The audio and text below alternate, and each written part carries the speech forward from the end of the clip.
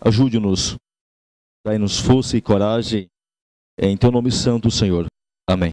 Sim, como nós estamos falando, como aconteceu a tragédia que ocorreu com os chamados movimentos leigos que se desfacelaram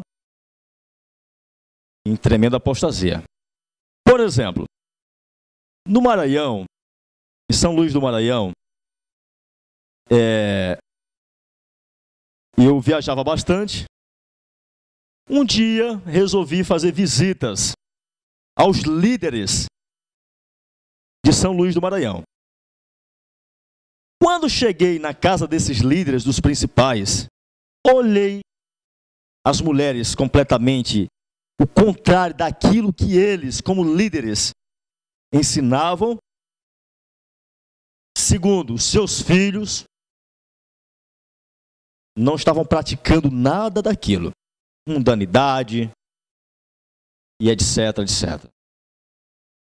Chamei eles, fiz uma reunião, falei, irmãos, nós estamos errados, nós somos um povo que recebeu uma mensagem, devemos pregar essa verdade, devemos viver essa verdade, senão nós seremos os piores hipócritas do mundo. E o que fez esses homens?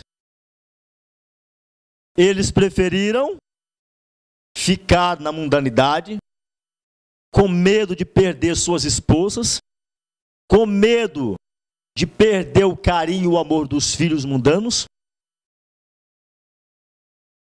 e foram embora. Passou-se alguns dias, aqueles homens, eles começaram a ensinar que o Espírito Santo de Deus era um ser criado. Que o diabo, uma vez, tinha sido o Espírito Santo. Olha, irmãos, a Bíblia diz que a gente não deve pecar contra o Espírito Santo. O Espírito Santo é o único ser que convence o homem do pecado, da justiça e do juízo. O que é o pecado contra o Espírito Santo? Irmãos, o pecado contra o Espírito Santo foi aquilo que aconteceu lá nos dias de Jesus. Aquilo que Jesus Cristo estava ensinando, os fariseus disseram que era do diabo, que Jesus era Beelzebu. E Jesus agora falou que eles estavam pecando contra o Espírito Santo. Pecar contra o Espírito Santo, irmão, é negar as verdades. É você dizer que aquilo que você ensinou no passado, que aquilo que você uma vez pregou e creu, agora não é mais de Deus.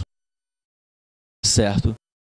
E agora você passar a ensinar e a passar a crer em mentiras, em falsas teorias. Então isso é o pecado contra o Espírito Santo. Se você pesquisar o desejado de todas as nações, você vai encontrar desta forma assim, o que eu estou dizendo aqui. Então, hoje se alastrou. Eu me lembro muito bem que uma certa vez um jovem chegou para mim e disse assim, Valdecir, me chamou com um outro moço, uma pessoa de influência dentro de São Luís, e ele disse, me levou para um restaurante naturista, tivemos uma reunião e ali ele disse, olha Valdecir, é o seguinte, sabemos que você é um bom pregador, sabemos que você é um homem que tem influência, nós três, nós juntos, iremos ter grande influência dentro de São Luís. Que tal você cuidar da palavra e nós cuidarmos do dinheiro? E eu fiquei olhando para eles e falei, irmãos, vocês estão preocupados com o dinheiro. Terminamos de almoçar e eu vim embora. Hoje esses homens são os homens que, os principais homens que estão ensinando mentiras, falsas teorias, rejeitaram a verdade, e eles eram para estar pregando esta verdade. Homens inteligentes, homens de influência, mas estão na liderança da igreja, mas não são disciplinados nem são excluídos. Por quê? Se lembram que nos dias de Jesus Cristo tinham duas classes que dominavam a igreja, os saduceus e os fariseus? Os Aqueles que eram liberais e aqueles que eram o quê? Conservadores? Pois essas são as duas classes que hoje estão dentro da nossa igreja. Certo? Então, outros grupos começaram agora a deixar de pregar a verdade e começaram agora a pregar que o nome de Jesus é Yeshua. O evangelho para esses grupos é que Jesus é o Yeshua. Esses grupos estão baseados lá na Bahia. Na Bahia. Certo? Então, e ali, esses grupos têm publicado livros, gasto tanto dinheiro em pregar um evangelho que se diz que o Espírito Santo não é Deus. É uma tristeza muito grande, certo? Que Deus nos livre, irmão, que Deus nos liberte dessa tremenda apostasia. Obreiros Evangélicos, página 162. Uma brilhante luz fulge em nossa estrada hoje e induz a maior fé em Jesus. Devemos receber cada raio de luz e nele andar, a fim de que se não tornem nossa condenação no juízo. Nossos deveres e obrigações se tornam mais importantes ao obtermos visão mais nítida da verdade. A luz manifesta e condena os erros que se ocultavam nas trevas. E ao chegar à luz, a vida e o caráter dos homens devem mudar correspondentemente, para com ela se harmonizarem. Pecados que eram outroras cometidos por ignorância, devido à cegueira do espírito, já não podem continuar a merecer condescendência, sem que isto se incorra em culpa. À medida que se concede maior luz, os homens se devem reformar, elevar e refinar por ela, ou ficarão mais perversos e obstinados do que antes de ela lhes vir. Então, foi isso que aconteceu, é o que está acontecendo com todos esses grupos leigos, certo?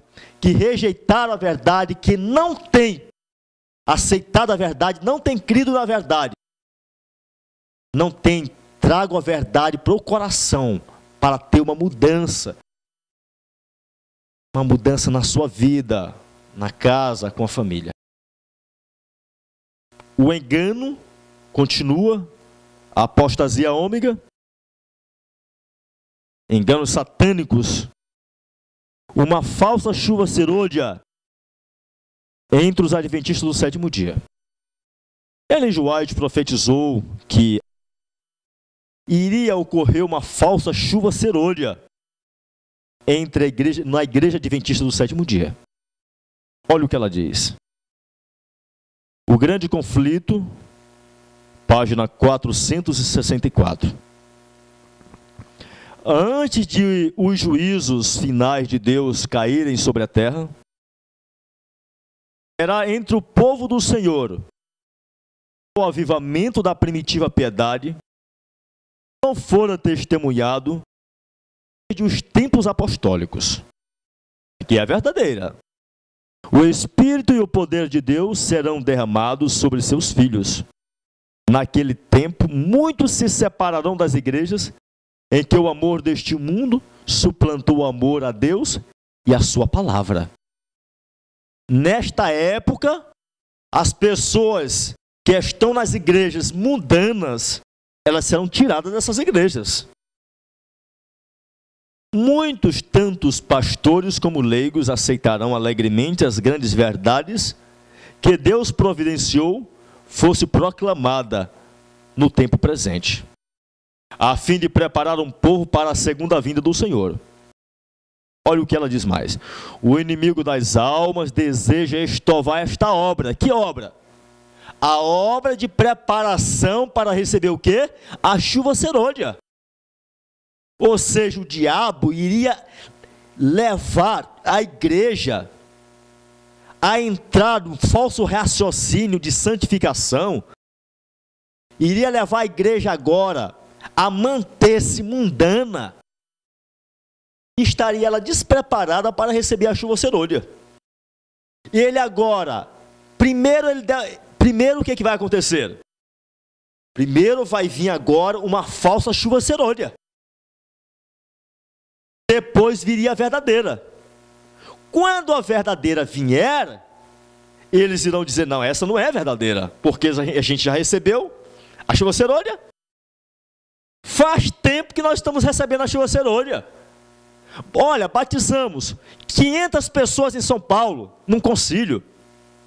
O pastor Bulhão fez um congresso e batizou 300. Foram feito um concílio em São Luís, batizou 500. É a chuva serôdia que está caindo, irmãos. A chuva serôdia. Olha o que diz mais. O inimigo das almas deseja estorvar esta obra, e antes que chegue o tempo para tal movimento, o movimento da chuva serôdia, esforçar-se-á para impedi-la. Como?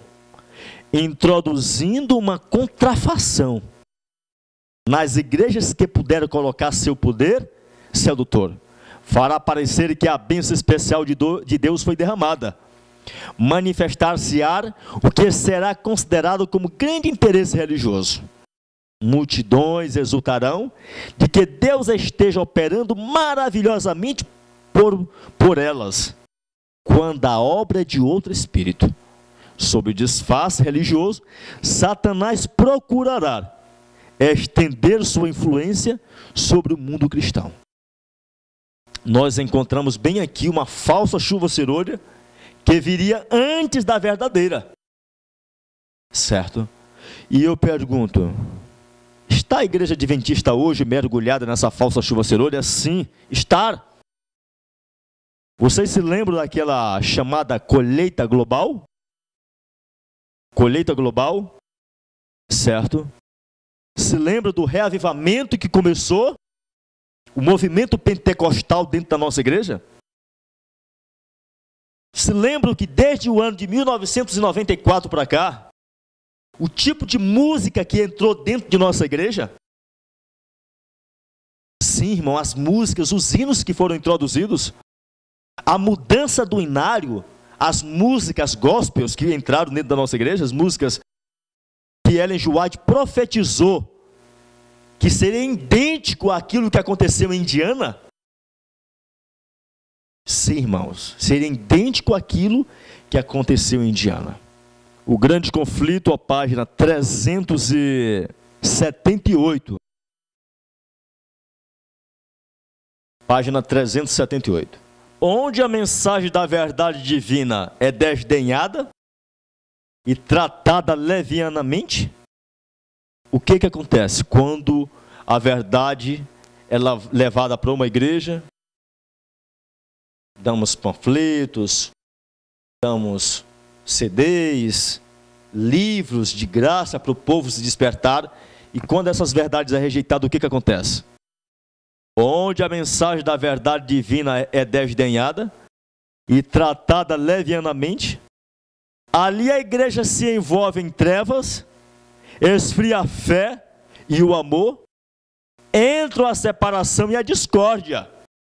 Os membros da igreja centralizam seus interesses e energias em empreendimentos mundanos, e os pecadores se tornam endurecidos em sua impenitência. Ali onde a verdade é desdenhada, entra o quê? Esfria o amor, vai-se embora a fé, entra a discórdia. E os membros centralizam-se em interesses mundanos. Quantas pessoas que tiveram o privilégio de conhecer essa verdade, foram em concílios, foram em reuniões onde se pregaram as verdades, mas não quis pregar a verdade, não amou a verdade, não apreciou, ficou com medo de ser cortado, de ser excluído, ficou cego, esfriou a fé na verdade. E hoje essas pessoas se centralizaram em empreendimentos mundanos. Quantas pessoas que tiveram conhecimento dessa verdade estão em sociedades com homens ímpios? Quantas pessoas estão adventistas, têm lanchonetes, vendendo Coca-Cola, coisas imundas? Quantos adventistas colocaram postos de gasolina com homens ímpios, sociedades ímpias, transgredindo o santo sábado? Porque rejeitou a verdade, ficou com medo de viver a verdade e levar a verdade, porque lhe custava muita coisa. Enganos satânicos entre os adventistas do sétimo dia. Vamos ver o livro Ômega, do pastor Gilbert. O pastor Gilbert foi um dos pioneiros. Nasceu no ano de 1878, morreu em 1955. Ele escreveu um livro por nome Ômega e vem mostrando que haveria enganos satânicos entre os adventistas com respeito à chuva serôdia. Um falso autoclamor, uma falsa chuva serôdia, um falso reavivamento. Um reavivamento baseado em emoções, em sentimentalismos, em show de músicas, certo? E vamos ver o que ele nos diz. Os adventistas do sétimo dia, eles irão seguir o erro, até que tenha ido tão longe do caminho certo. Lembre-se de quão próximo se encontra o caminho certo do caminho do erro. Que desejarão o poder dos dons de uma maneira contrária às especificações de Deus. Se os adventistas do sétimo dia persistirem nisto, por esta causa se tornarão candidatos a receber o poder da mesma fonte que vem o erro que estão seguindo, apesar deles não saberem disto. Agora ele cita primeiros escritos. Como os judeus que ofereciam seus sacrifícios inúteis, eles oferecerão suas inúteis orações para o compartimento que Jesus deixou. Esse texto aqui, Ellen G. White vem falando sobre os protestantes que rejeitaram a mensagem do primeiro anjo. Certo? Diz mais. E Satanás, agradado com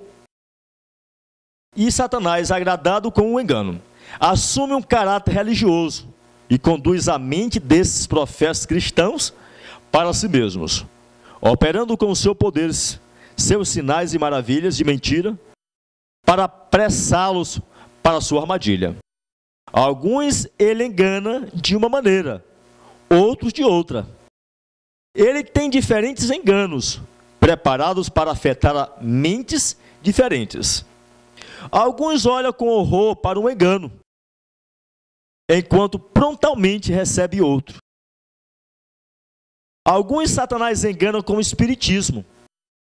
Ele também vem como um anjo de luz a espalhar sua influência sobre a terra, por meio de falsas reformas. As igrejas são exaltadas e consideram que Deus está operando maravilhosamente por eles, quando é a obra de um outro espírito. E o mesmo é verdade da próxima declaração citada em primeiros escritos. O pastor Gilbert relata.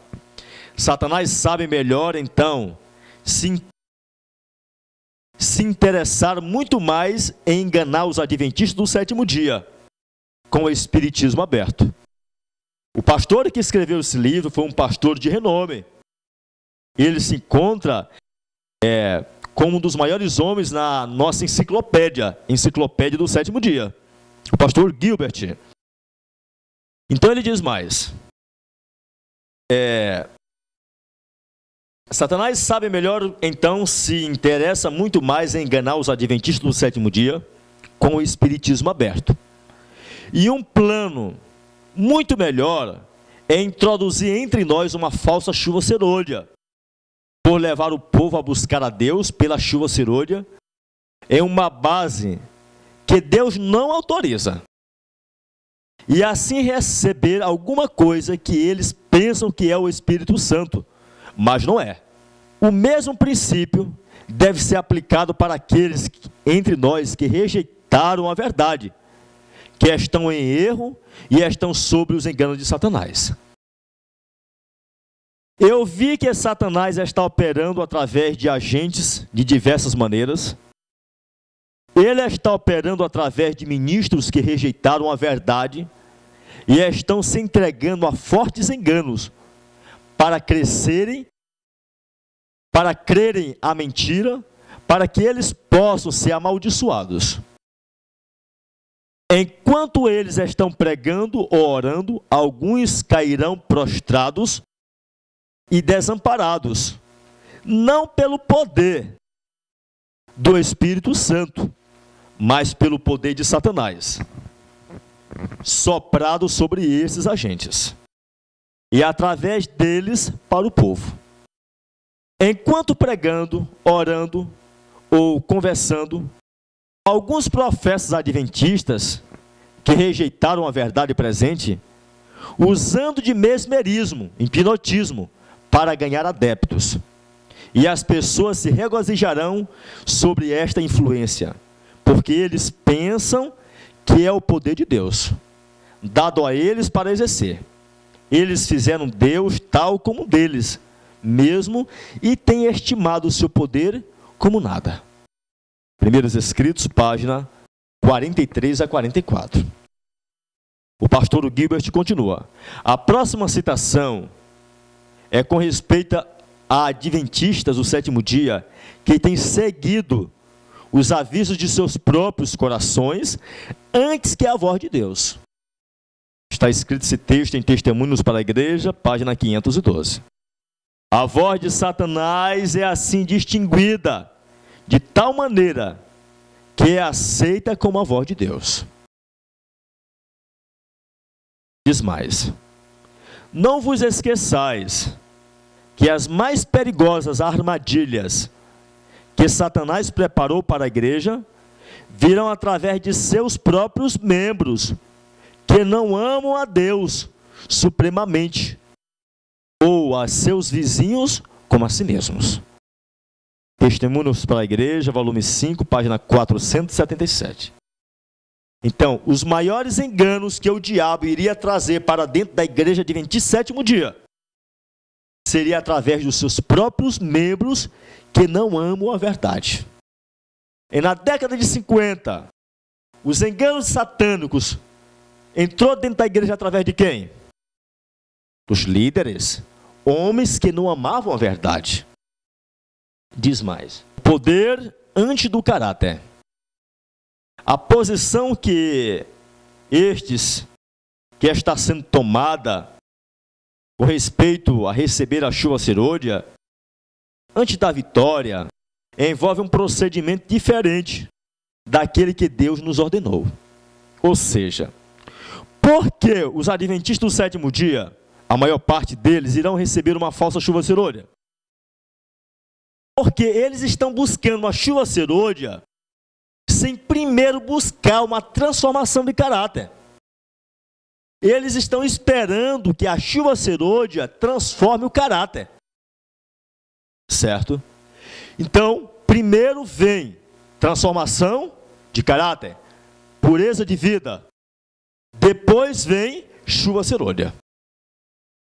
Como Satanás está vendo que a maior parte do povo de Deus está cego, está buscando a chuva serôdia sem primeiro buscar uma transformação de vida, como Satanás está vendo que eles querem receber uma chuva serôdia com as vidas desbandalhadas, então o que é que Satanás faz? Envia uma falsa chuva serôdia. E eles irão dizer: olha, nós estamos recebendo a chuva serôdia e estamos comendo carne. Estamos recebendo chuva serôdia, estamos cozinhando no sábado. Que vocês vêm dizer que só recebe chuva serôdia dessa forma e nós estamos recebendo? Pois assim é que vai vir uma falsa chuva serôdia. Continuemos mais esse belíssimo livro do pastor Gilbert. Bem como ensina uma falsa vida vitoriosa, porque este procedimento coloca o poder antes do caráter. O melhor engano que Satanás pode inventar, como uma preparação substituta para a chuva serôdia, é uma verdade parcial que dará uma experiência diferente.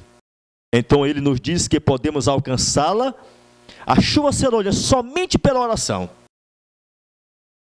Ou seja, Satanás iria levar a igreja adventista do sétimo dia a buscar a chuva serôdia através de somente o quê? A oração. Sim, irmãos, através da oração. Hoje nós olhamos cultos de madrugada, culto de oração, círculo de oração, culto de oração de quarta-feira, em pequenos grupos, estão buscando a chuva serôdia, estão orando pela chuva serôdia. Estão esperando que a chuva serôdia venha cair somente através do poder da oração. E Satanás percebe isso. Satanás está enganando o povo de Deus dessa forma. Buscando poder antes de buscar o quê? Uma transformação do caráter. Olha o que o pastor Gilbert continua relatando. A oração, agora, a oração é correta, diz o pastor Gilbert, e é verdade. Cada vez mais em nosso meio, é verdade, precisamos muito de orar. Este é o propósito, sim. Agora, sim, esta coisa, agora a oração é correta. E orar pelo Espírito Santo na vida, para nos dar vitória, é certo. E orar pela chuva serôdia é certo, quando todas as condições tiverem sido preenchidas. Ellen G. White nos diz no livro Testemunhos para Ministro, página 507 em diante, Atos dos Apóstolos, ela diz que quando os discípulos, eles haviam preenchido todos os requisitos, eles oraram pela descida do Espírito Santo e ele caiu sobre eles. Mas primeiro eles preencheram todos os requisitos. Orar pela chuva serôdia, buscar a chuva serôdia é correto. Mas devemos pedir a chuva serôdia quando o vaso estiver o quê? Limpo. Devemos orar e buscar a Deus para Ele purificar nossas vidas. Não para receber a chuva serôdia hoje com uma vida desbandalhada. Olha o que nos diz mais o pastor Gilbert. Todas essas condições são claramente ensinadas na Bíblia, no espírito de profecia. Isto é verdade, mas é uma verdade parcial. A oração é apenas um raio da roda da experiência. A oração é apenas um raio da roda da experiência completa necessária para se tornar pronto para a chuva serôdia. Ele vem dizendo que a oração é apenas um raio de uma roda. Não é a roda, é apenas um raio da roda. Ele diz mais então. E ele engana os homens, Satanás engana os homens, fazendo-os pensar que este único raio é toda a roda. Satanás agora leva os membros ao engano, os membros passam agora a pensar que a oração é tudo que precisa para receber a chuva serôdia. Não precisa reformar-se, não precisa viver uma vida dietética correta, não precisa viver uma vida pura, não precisa vencer as paixões, os maus pensamentos, os maus desejos, corrupção da carne, não precisa disso não. Somente orar, somente orar. Enganos satânicos entre os adventistas do sétimo dia e uma falsa chuva serôdia. Porque a primeira, Deus quis enviar em 88, não foi recebida. Deus agora quer de novo enviar. Está de novo manifestando o seu poder, está sendo rejeitada. Então Satanás agora envia dele. Está sendo bem aceita. Continuemos então, irmãos. Certo.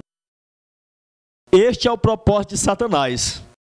Seu objetivo é levar os adventistas do sétimo dia ao erro. Certo? Ao erro. A um grande erro. O Espírito Santo e a chuva serôdia. um outro tópico desse livro. O tempo quando Deus adiciona seu poder em nossa experiência para nos dar vitória, tem sido mal colocado. E disso tem resultado confusão, mas porque o Espírito Santo é prometido tanto para a vitória como para poder, poder para a vitória pessoal e poder para testemunhar têm sido confundidos. O Espírito Santo, diz o pastor Gilbert, ele é dado para poder, para transmitir poder. Primeiro, ele é dado para transmitir poder, para transformar a minha vida. Segundo, o Espírito Santo é dado ao homem para testemunhar. Primeiro, os discípulos receberam o Espírito Santo para transmitir-lhes o poder para vencer seus vícios e seus defeitos de caráter. Os discípulos compreenderam aquilo que Jesus havia ensinado a eles. Depois, os discípulos pediram o Espírito Santo, receberam o Espírito Santo para poder testemunhar do poder de Deus.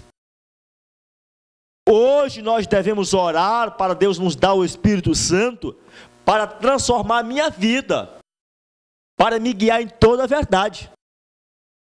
Quando, através do Espírito Santo, do poder da sua palavra, minha vida estiver transformada, purificada, eu agora devo orar a Deus para Ele me enviar o Espírito Santo para eu sair testemunhando em alto clamor do terceiro anjo.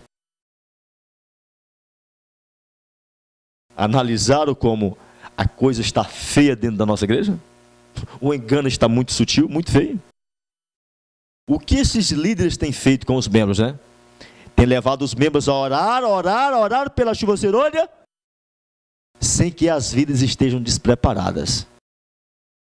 E quando eles fazem uma grande convenção, ele batiza 500 ou 1000 e disseram, irmãos, é a chuva serôdia. O poder da chuva serôdia, irmãos. Continuemos com a explanação do pastor Gilbert. A distinção não é feita propriamente entre os frutos do Espírito e os dons do Espírito. Os frutos e os dons são duas manifestações distintas de obras do Espírito Santo. Os frutos, o amor, a alegria, a paz, a longanimidade, a benignidade, etc., são manifestados na vida do indivíduo como resultado da obra do Espírito em seu próprio coração. Primeiro, foi o homem santo que fala como eles são movidos pelo Espírito Santo. Se Deus precedesse a vitória com poder, isso seria uma aprovação do pecado. Se Deus desse ao homem o poder do Espírito Santo para ele sair testemunhando, sem primeiro lhe dar o poder do Espírito Santo para transformar suas vidas, Deus estaria completamente errado.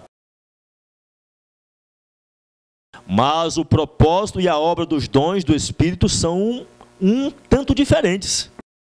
Eles não são para transformação ou salvação do indivíduo em quem eles são manifestados, mas são obras do Espírito Santo através dele, ou para instrução e salvação de outros, poder para testemunhar. Quando os discípulos receberam a chuva temporã em Pentecostes, não foi para transformar seus caracteres, suas vidas. Foi para eles saírem para testemunhar do grande poder salvador de Jesus. Se hoje nós estamos buscando o Espírito Santo para sairmos, pregar o Evangelho e ganhar multidões, sem primeiro recebê-lo em nossas vidas para transformar nosso coração, que é a chuva temporã, estamos em maus lençóis. Quando Pedro se levantou no dia de Pentecostes, cheio do Espírito Santo, não foi para a sua salvação, mas para a salvação de seus ouvintes. A chuva temporânea não foi dada a Pedro para a sua transformação ou para a sua conversão. Todos estes foram sua experiência prévia com ele. E foi uma preparação para a recepção do derramamento do Espírito com o qual trabalhara. Trabalhar por outros. Exatamente. A vida de Pedro havia sido transformada. Ó, tá entendendo? Quando eles estavam reunidos num só lugar, orando, jejuando, buscando a Deus, confessando os seus pecados, suas vidas foram transformadas ali. Quando tudo estava pronto, as vasilhas estavam limpas, os odres tinham se transformado em odres novos, Deus encheu de vinho novo. Porque Deus não pode derramar vinho novo em odres velhos. Que os membros, que a querida igreja de Deus entenda o que está sendo explicado através da palavra de Deus. Mais. Os discípulos não pediram por uma bênção para si mesmos. Diz o livro Testemunhos para a Igreja, volume 8, página 21. Eles estavam sobrecarregados com as cargas das almas. O evangelho devia ser levado aos confins da terra. E eles pediram o dom do poder que Cristo havia prometido. Foi então que o Espírito Santo foi derramado, e milhares foram convertidos em um dia. Então isso poderia ser imediato. Ellen G. White diz que isso deveria ser imediato. O derramamento do Espírito Santo foi derramado de imediato, assim que eles estavam preparados. Quando Deus tiver um povo, um grupo de pessoas que estejam preparadas, que venceram o ego, que venceram suas paixões, suas tendências, através da palavra, através do poder de Deus, Deus não vai permanecer com o braço encruzado. Não, Deus vai derramar de imediato o derramamento total do seu Espírito sobre o seu povo. Que assim seja, e que é assim. Diz mais, o ensino de que o poder da chuva serôdia é para nos ajudar individualmente para a vitória pessoal na vida, leva as pessoas a omitir o tempo real e também a experiência real. O único tempo e a única experiência a qual pode dar-lhe vitória, levá-los a buscar uma vitória futura em um tempo e uma experiência a qual não há intenção de ser-lhes dada lá e a qual não lhes dará vitória. E quando o tempo vier, o qual eles estão procurando, esquecendo o tempo e a oportunidade a qual Deus lhes deu para alcançar a vitória, e o qual terá passado, e então, ó quantos eu vi no tempo da angústia, sem uma proteção de Deus. Primeiros Escritos, página 71. Quantos estarão sem a proteção de Jesus, esperando que a chuva serôdia remova suas faltas? Assim, o tempo e o propósito da chuva serôdia é ensinado erroneamente. Ou seja, os líderes de nossa igreja estão ensinando os membros de uma maneira completamente errada a buscarem pela chuva serôdia. O tempo e a maneira de receber a chuva serôdia. Que triste, irmãos, que triste, que triste. Ellen G. White diz que quando o caminho estiver desimpedido, a bênção virá. A bênção virá. O assunto inteiro do Espírito Santo e a chuva serôdia, em sua relação com a experiência cristã, necessita ser estudado na Bíblia e nos testemunhos. Todas as declarações com respeito a eles necessita ser aplicado àquele para o qual foi dirigido. E cada necessidade ser estudada à luz do outro. Nós damos abaixo umas poucas amostras e declarações sobre o ponto, diz o pastor Gilbert. Então devemos pegar a Bíblia, devemos pegar os escritos do Espírito espírito de profecia e estudar a vida, a história dos discípulos, para saber o que fizeram eles e quando ocorreu o derramamento da chuva temporânea sobre eles. E Ellen G. White diz que aquilo que eles fizeram, devemos nós fazer num grau mais elevado para recebermos a chuva temporânea, a darmos o alto clamor do terceiro anjo. Uma vida vitoriosa precede a chuva serôdia. Ou seja, devemos ter uma vida vitoriosa sobre as nossas paixões, sobre nossas tendências.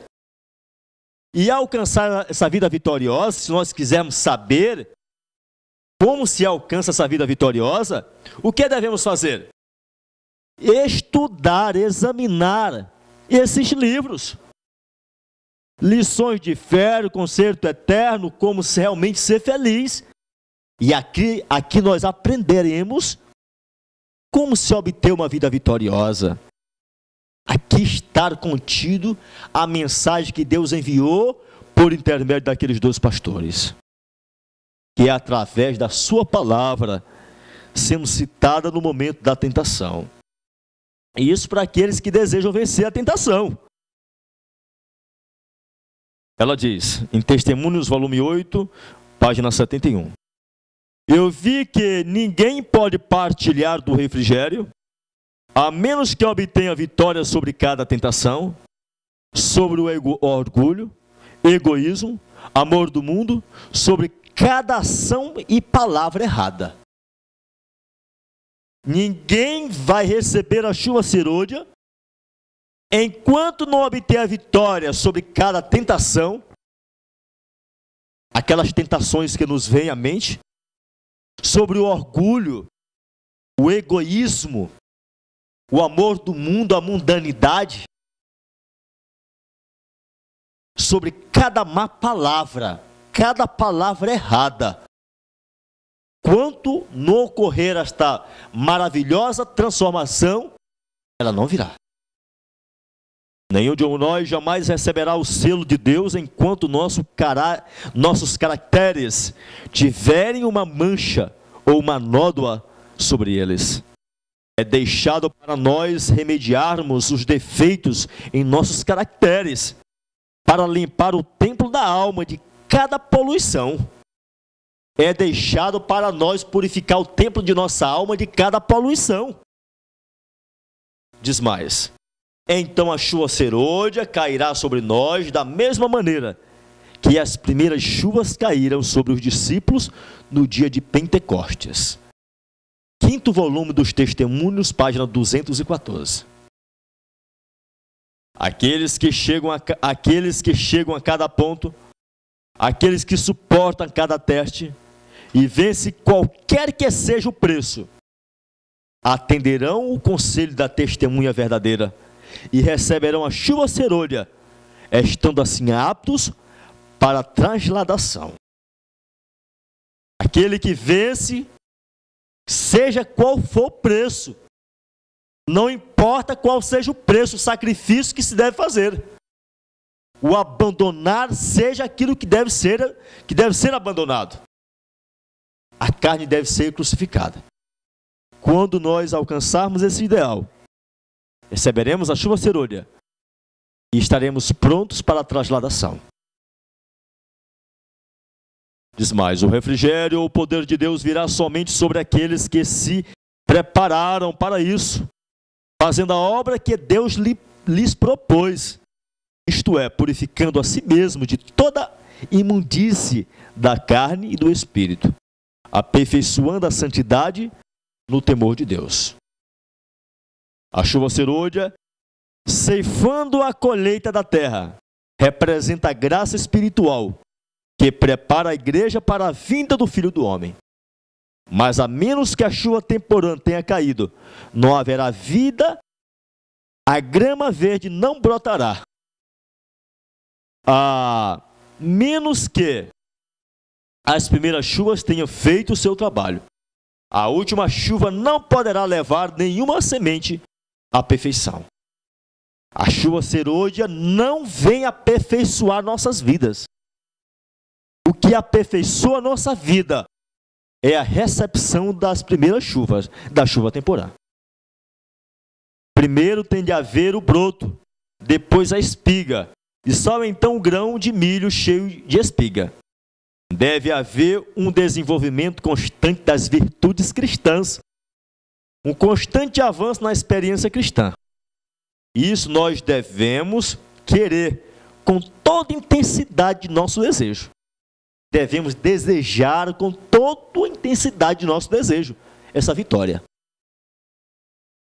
Diz mais: para que possamos adornar a doutrina de Cristo o Salvador.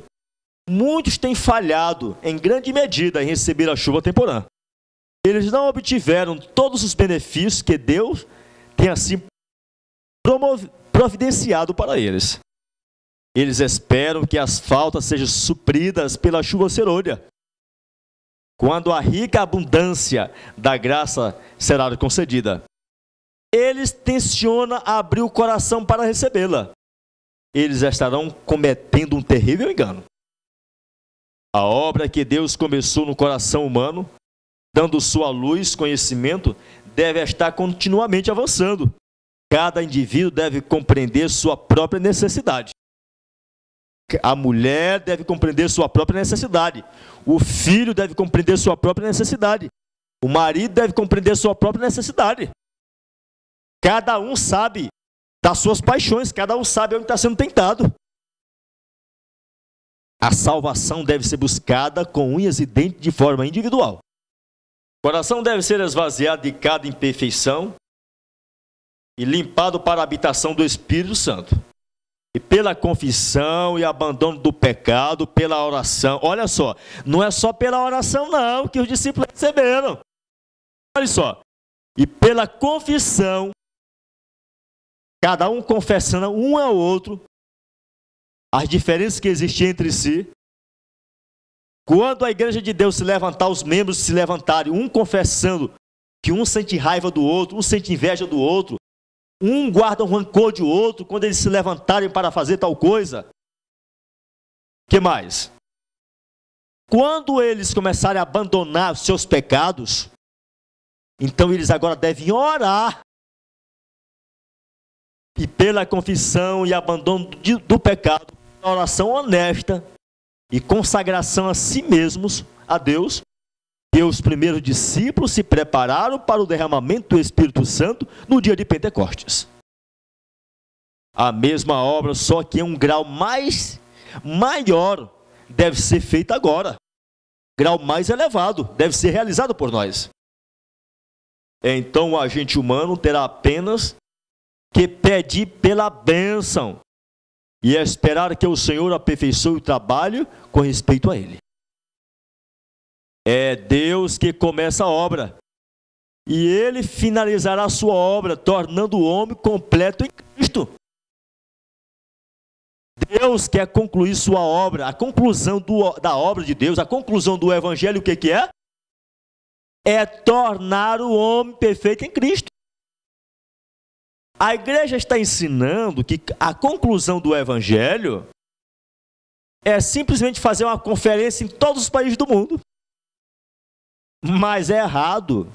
A conclusão da obra de Deus é a perfeita transformação do homem em Jesus. Certo? Ou seja, a obra que Jesus Cristo veio realizar neste mundo aqui, quando ele nasceu do ventre de Maria, que ele mais na frente, no final, ele chegou e disse: Pai, está feito. Completei a obra que tu me deste para fazer. Diz Ellen G. White, desejar de todas as nações, ela diz lá, que esta obra foi transformar a formação do seu caráter. Ou seja, ele devia, desde a manjedoura até a cruz, transformar, viver uma vida santa. Jesus não nasceu com um caráter formado. Ele desenvolveu um caráter.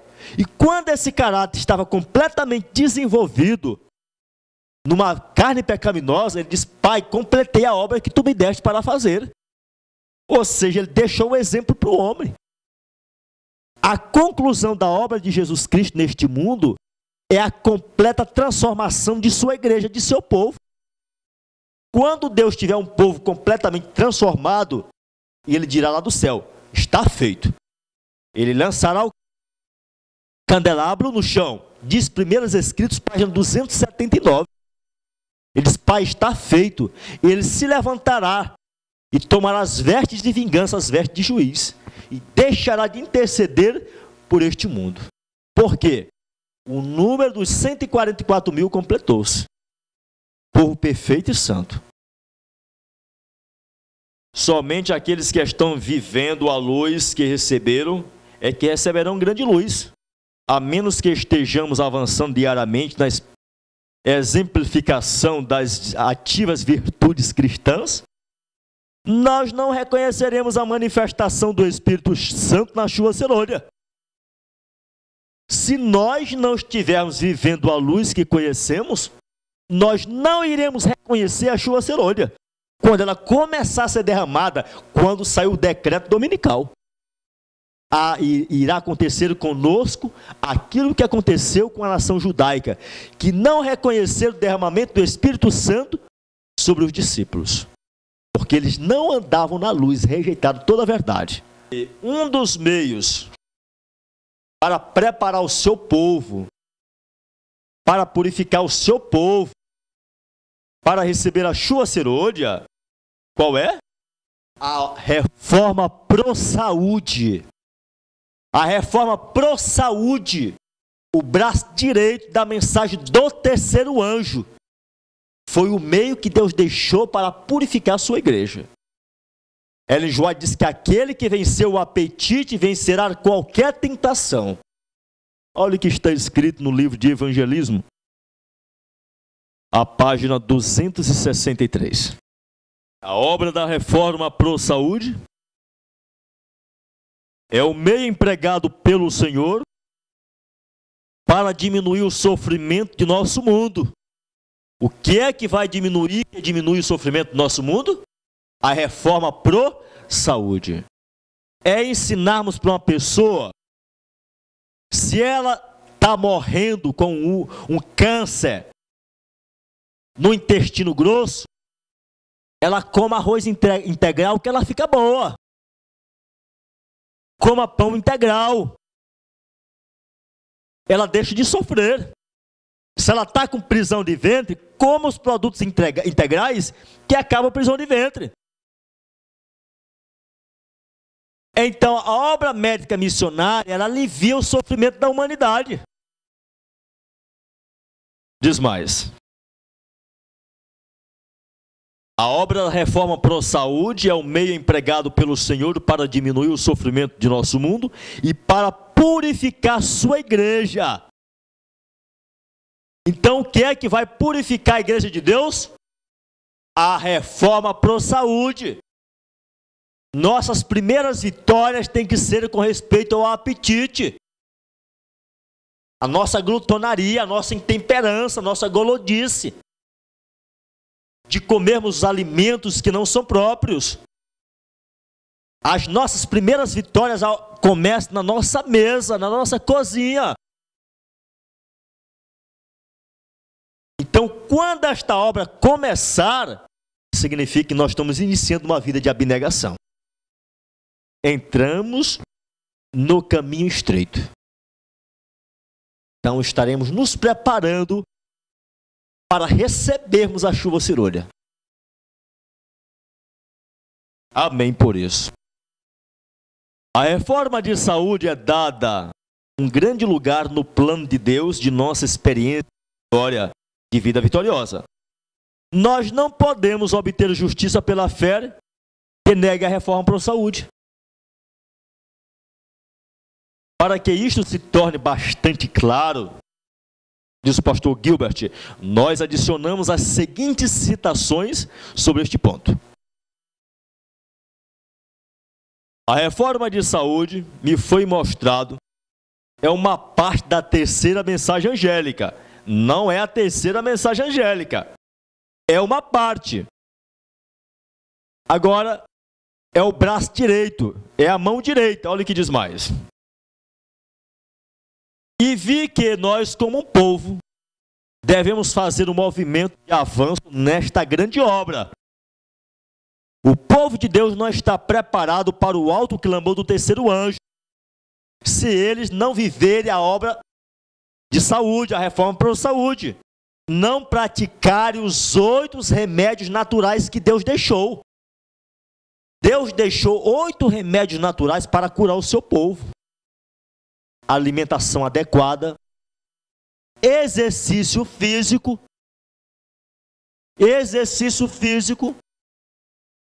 certo? Luz solar, água pura, descanso no Senhor. Muitos deixam de comer carne, mas não praticam o exercício físico. Outros praticam exercício físico, mas não descansam no Senhor. Os 8 remédios naturais é que vai curar nossa ferida.